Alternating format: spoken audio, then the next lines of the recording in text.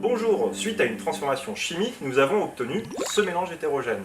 Pour séparer le solide du liquide, nous allons utiliser un dispositif de filtration.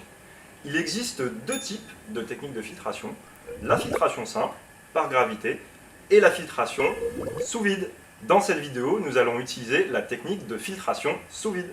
Le dispositif expérimental est constitué d'une fiole à vide, d'un entonnoir Büchner, d'un papier filtre, d'une trompe à eau, d'un joint conique et d'un tuyau rigide qui relie la fiole à vide à la trompe à eau. Allez, maintenant je vais vous montrer comment on fait cette filtration. Tout d'abord, on fixe la fiole à vide à l'aide d'une pince. Ensuite, on relie la fiole à vide à la trompe à eau. On dépose l'entonnoir Büchner muni d'un joint conique sur la fiole à vide et on place un papier filtre à l'intérieur. On humidifie le papier filtre avec du solvant, ici l'eau, pour que ce dernier adhère à l'entonnoir. On ouvre le robinet d'eau au maximum et on verse le mélange dans l'entonnoir Büchner. On rince l'Erlenmeyer avec un peu de solvant glacé pour récupérer les dernières traces de solide. Le solide contient encore des impuretés.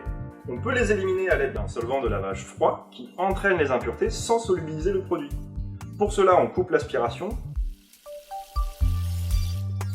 On recouvre le solide de solvant de lavage et on agite délicatement avec une baguette en verre pour libérer les impuretés dans le solvant de lavage.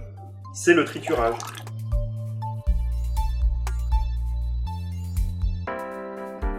Il est important d'insister sur la nécessité de couper l'aspiration avant d'introduire le solvant de lavage. Sinon, il va être immédiatement aspiré sans entraîner les impuretés. On rebranche enfin l'aspiration, le solvant de lavage contenant les impuretés est éliminé. On coupe maintenant l'aspiration et on récupère le solide. Ce dernier peut contenir encore des traces de solvant.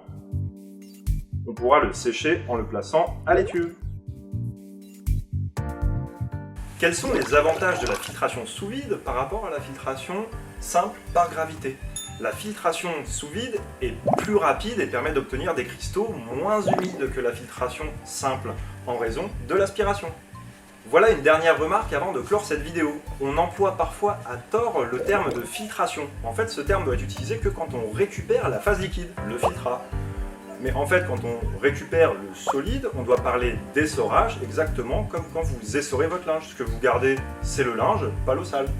Nous avons donc ici réalisé un essorage à l'aide du dispositif de filtration sous vide. En conclusion, une fois qu'on a isolé le produit synthétisé, il va falloir l'analyser afin de vérifier qu'on a bien synthétisé le bon produit et contrôler ses impuretés. On pourra ensuite éventuellement le purifier.